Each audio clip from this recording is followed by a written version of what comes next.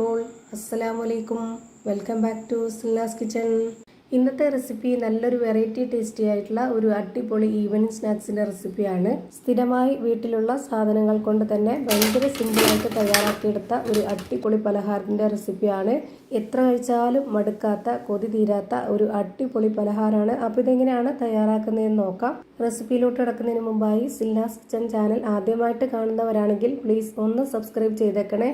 ഒപ്പം തന്നെ ഈ വീഡിയോസ് നിങ്ങൾക്ക് ഇഷ്ടപ്പെടുകയാണെങ്കിൽ ഒരു ലൈക്ക് ചെയ്ത് ഷെയർ ചെയ്ത് സപ്പോർട്ട് ചെയ്യാനും മറക്കരുത്. ഇനി നമുക്ക് ഈ പലഹാരം എങ്ങനെയാണ് തയ്യാറാക്കുന്നതെന്ന് നോക്കാം. ഇതിനായി ആദ്യം തന്നെ ഒരു പാത്രത്തിലേക്ക് 2 കോഴിമുട്ട പൊട്ടിച്ചൊഴിച്ചു കൊടുക്കാം. ഫ്രിഡ്ജിൽ വെച്ചിരുന്ന മുട്ടയാണെന്നുണ്ടെങ്കിൽ ഒരു അരമണിക്കൂർ മുന്നേ തന്നെ ഫ്രിഡ്ജിൽ നിന്ന് പുറത്തെടുത്ത് വെച്ചിരിക്കണം. എന്നിട്ട് അതിൻ്റെ തണുപ്പൊക്കെ വിട്ടതിന് ശേഷം മാത്രം ഇതിലേക്ക് എടുക്കുക. എന്നാലാണ് നമ്മുടെ ഈ ഒരു പലഹാരത്തിൻ്റെ മാവ് സെറ്റായി കിട്ടുള്ളൂ. ഇനി ഇതുപോലൊരു സ്പൂൺ അളവിൽ 2.25 ടേബിൾ സ്പൂണോളം പാൽപ്പൊടിയാണ് ഇട്ട് കൊടുക്കുന്നത്. പിന്നെ വേണ്ടത് ഈ ഒരു പലഹാരം മധുരത്തിൻ്റെ പലഹാരമാണ്. അതിന് വേണ്ടിയിട്ട് പഞ്ചസാരയാണ് ഇട്ട് കൊടുക്കേണ്ടത്. ഞാനിവിടെ ഒരു 1/4 കപ്പ് അളവിലുള്ള പഞ്ചസാര ഇട്ട് കൊടുത്തിട്ടുണ്ട്. ഇത് അത്യാവശ്യം നല്ല മധുരമുണ്ട്. മധുരം കുറച്ച് തയ്യാറാക്കി എടുത്താൽ മതി എന്നുള്ളവർക്ക് അതിനനുസരിച്ച് കുറച്ചിട്ട് കൊടുക്കാവുന്നതാണ്. ഇനി ഈ ഒരു മധുരത്തിനെ ബാലൻസ് ചെയ്യാനായിട്ട് ഒരു നുള്ള് ഉപ്പിട്ട് കൊടുക്കാം. ഈ പലഹാരത്തിന് നല്ലൊരു മണത്തിന് വേണ്ടി 2 ഏലക്കയും കൂടെ ഇട്ട് കൊടുക്കുന്നുണ്ട്. ഇനി നമുക്കിതിലേക്ക് മഞ്ഞൾപ്പൊടിയാണ് ഇട്ട് കൊടുക്കേണ്ടത്. അതൊരു കളറായിട്ട് കിട്ടണം എന്ന് ആവശ്യമുള്ളവർ മാത്രം ഇട്ട് കൊടുക്കുക, അല്ലാന്നുണ്ടെങ്കിൽ സ്കിപ്പ് ചെയ്താലും മതി.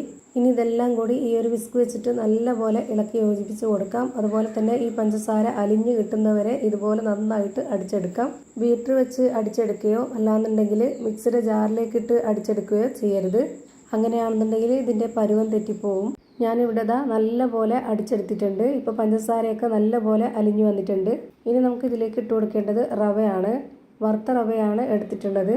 വറുത്ത റവ തന്നെ എടുക്കാൻ വേണ്ടി നോക്കുക. എന്നാലേ നമ്മൾ ഉദ്ദേശിച്ച ആ ഒരു പരുവത്തിലും ടേസ്റ്റിലൊക്കെ കിട്ടുള്ളൂ ഈ പലഹാരം. 250 ml കപ്പിൻ്റെ അളവിൽ 1.5 കപ്പ് റവയാണ് ഞാനിപ്പോൾ ഇതിലേക്ക് ഇട്ട് കൊടുക്കുന്നത്.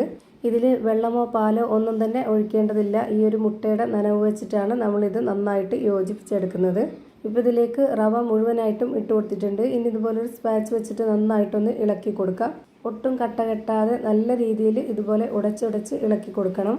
ഇതുപോലെ സ്പാച്ച് വെച്ച് നന്നായിട്ട് കട്ടകളൊക്കെ ഉടച്ച് മിക്സ് ചെയ്തെടുത്തതിന് ശേഷം ഒരു 15-20 മിനിറ്റ് നേരത്തേക്ക് ഇതൊന്ന് റെസ്റ്റ് ചെയ്യാനായിട്ട് മാറ്റി വെച്ചിരിക്കണം. എന്നാലേ ഈ ഒരു റവയും മുട്ടയൊക്കെ ആയിട്ട് നന്നായിട്ട് കറക്റ്റ് പരുവത്തിന് കിട്ടുള്ളൂ.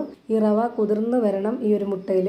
ഇപ്പോൾ ഞാനിവിടെ നല്ലപോലെ ഇളക്കി യോജിപ്പിച്ചെടുത്തിട്ടുണ്ട്. ഇനി നമുക്കിതൊന്ന് അടച്ചു വെച്ച് കൊടുക്കാം. ഇനി ഒരു 15-20 മിനിറ്റിന് ശേഷം ഇതൊന്ന് തുറന്ന് നോക്കാം. ഇപ്പോൾ ഒന്നുകൂടി റവ വീർത്ത് വന്നിട്ട് അത് ടൈറ്റായിട്ട് കിട്ടിയിട്ടുണ്ട്. ഇനി നമ്മുടെ കയ്യിൽ കുറച്ച് ഓയിലോ നെയ്യോ ഒന്ന് സ്പ്രെഡ് ചെയ്തതിന് ശേഷം ഇനി ഇതിൽ നിന്ന് കുറച്ച് മാവെടുത്ത് നമ്മുടെ കയ്യിലേക്ക് വെച്ച് കൊടുത്തിട്ട് നമുക്ക് ഇഷ്ടമുള്ള ഏത് വലിപ്പത്തിലും ഏത് ഷേപ്പിലും വേണമെങ്കിലും റെഡിയാക്കി എടുക്കാവുന്നതാണ്. ഞാനിപ്പോൾ ഇതിൽ നിന്ന് കുറച്ചെടുത്തിട്ട് ഈ ഒരു ഷേപ്പിലാണ് റെഡിയാക്കി എടുക്കുന്നത്. ഇതുപോലെ തന്നെ ഈ ഒരു വലിപ്പത്തിൽ എല്ലാം റെഡിയാക്കി എടുക്കാം. ഇങ്ങനെ പലഹാരം തയ്യാറാക്കി എടുക്കുമ്പോൾ ഒരുപാട് വലിപ്പത്തിൽ എടുക്കുന്നതിനേക്കാളും ഇതുപോലെ ചെറുതായിട്ട് എടുക്കുമ്പോഴത്തേക്ക് ഉള്ളൊക്കെ വെന്ത് കിട്ടാൻ എളുപ്പമാണ്. വലിപ്പത്തിലെടുത്തു കഴിഞ്ഞാൽ അതിൻ്റെ അകം വേവാനായിട്ട് കുറച്ച് ബുദ്ധിമുട്ടായിരിക്കും. പിന്നെ അത് മാത്രമല്ല ഇങ്ങനെ ആകുമ്പോൾ കാണാനും നല്ല ഭംഗിയുണ്ടാവും.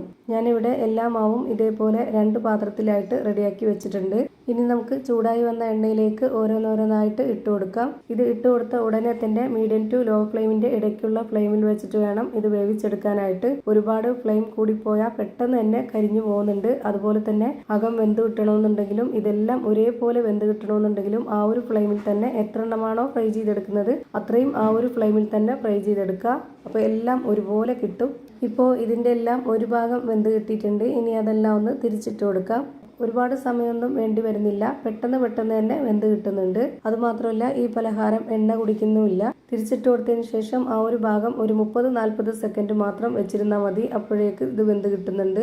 ഇപ്പോൾ ഇതിൻ്റെ 2 സൈഡും ഒരുപോലെ വെന്ത് കിട്ടി. ഇനി നമുക്കിത് എണ്ണയിൽ നിന്ന് കോരി മാറ്റാവുന്നതാണ്. അപ്പോൾ ഭയങ്കര സിമ്പിളായിട്ടുള്ള നല്ല ടേസ്റ്റി ആയിട്ടുള്ള ഒരു വെറൈറ്റി പലഹാരം റെഡിയായി കിട്ടി. ഇത് മുഴുവനായിട്ടും ഇതേപോലെ തന്നെ ഫ്രൈ ചെയ്ത് ഒരു പാത്രത്തിലേക്ക് മാറ്റിയിട്ടുണ്ട്. ഇതിൻ്റെ പുറം ഭാഗം നല്ല ക്രിസ്പി ആയിട്ടും അകം നല്ല സ്പോഞ്ച് ആയിട്ടാണ് കിട്ടിയിട്ടുള്ളത്. നല്ല ടേസ്റ്റി ആയിട്ടുള്ള നല്ല അടിപൊളി പലഹാരമാണിത്. എല്ലാവർക്കും ഇഷ്ടമാവും. ഇതിൻ്റെ അകം എങ്ങനെയാണ് ഇരിക്കുന്നതെന്ന് അറിയാനായിട്ട് ഞാനിതൊന്ന് പൊട്ടിച്ച് കാണിക്കുന്നുണ്ട്.